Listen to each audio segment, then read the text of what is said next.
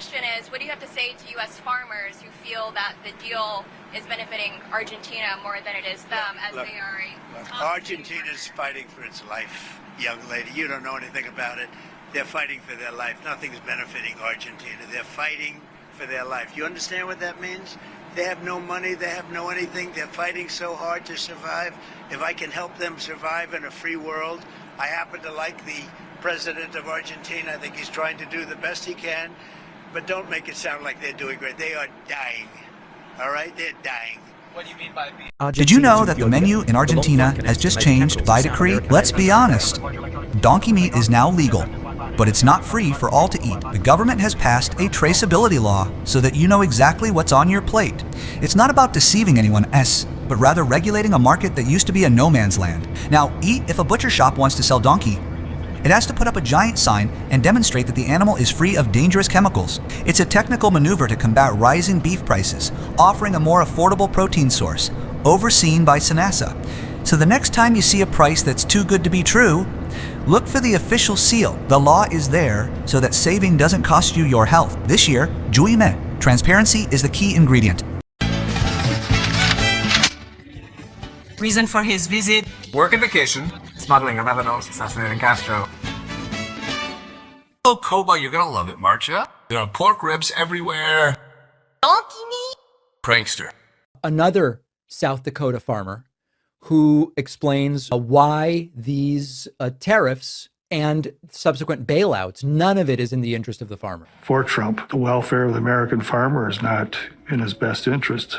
And he's compounded that lately now with the beef issue, wanting to import beef from Argentina, of all places.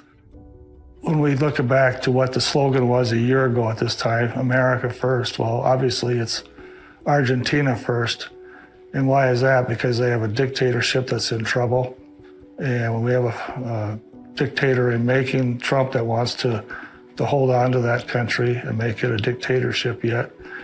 And with that $20 to $40 billion invested by the United States, they're looking at trying to get some type of return on it. We also have a Treasury Secretary who has investment interests in that country, along with other people. He certainly sounds like he's figured it out. Even Trump's base, which is not to say every single farmer and rancher voted for Trump, but they overwhelmingly did. Even Trump's base is now kind of realizing this is a fake whole America first thing. It was never real. It was never for the workers. It wasn't for the manufacturers. And it was definitely not for the ranchers and the farmers. The people who came first for Trump at the end of the day were always the same ones. It was the donors and the billionaires and the corporations and the dictators that Trump was always trying to impress. And everybody else, they were props. They were background characters. If you had a vote you could give to Trump, he would try to placate you. If you had money you could give to Trump, even if it's not a lot, he would still take it. You know, seeing farmers online right now losing their minds over Donald Trump importing 330,000 metric tons of ground beef is absolute movie gold. Karma is starting to creep into all of these dumbasses that voted for Donald Trump. And for you farmers, you are dumbasses, because in his first administration, he started a trade war with China. Remember that?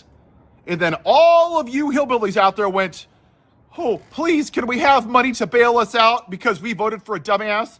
I'm against socialism. I hate it. It's bad. But just give me $30 billion, please. Just this once, just for me. And you went, and 90% of you dumbasses voted for him again. You saw January 6th. You watched him sit on his fat ass and beat the shit out of officers. You knew he was a rapist. You knew he was a felon. You knew he cheated on his wives. You knew all of it, and you still voted for him again. Have the day you voted for. What are you pissed off about?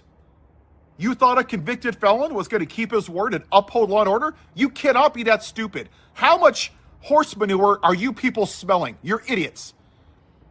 I have no sympathy for you. Because this is the same thing when 40,000 people die from gun violence. You know what you say? It's not the guns, it's mental health. So I'm going to say the same thing to you, dumbass farmers. All 90% of you idiots that voted for him again. It's not the ground beef, it's mental health.